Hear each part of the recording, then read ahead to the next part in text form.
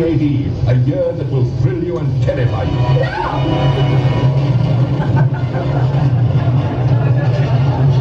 A year of rebellion as a brave handful hold out in a last-ditch battle for human survival. Attention! Resist, and you will be exterminated!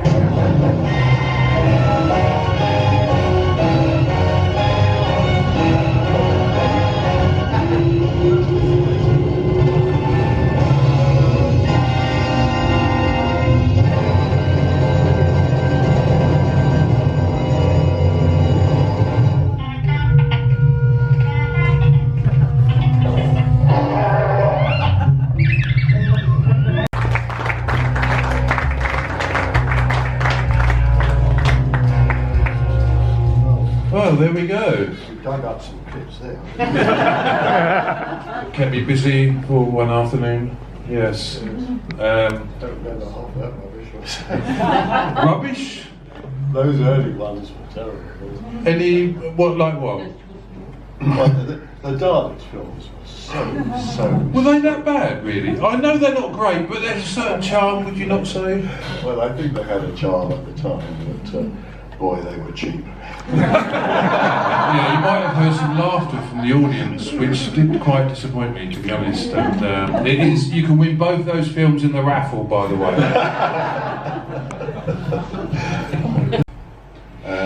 As a kind of the attributes regarding whether it's their personality or certain skills. Well, I think the skills-wise, it depends on which department you're going in.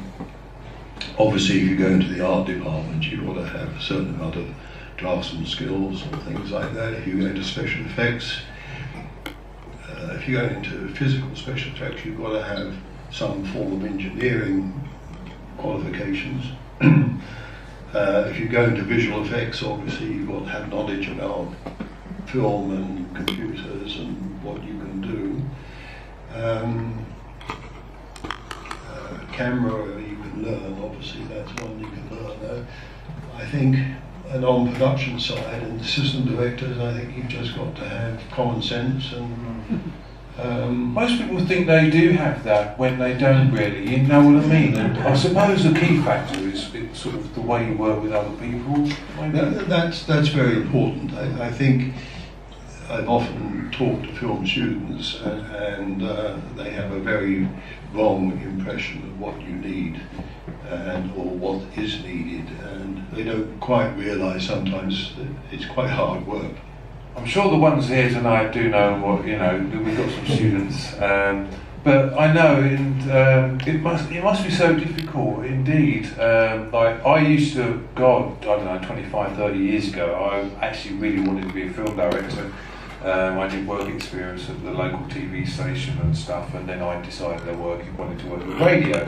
But you need to have a certain mindset, don't you, I suppose, and motivation and real determination. And do you think you have to have a big knowledge of the industry and who's who?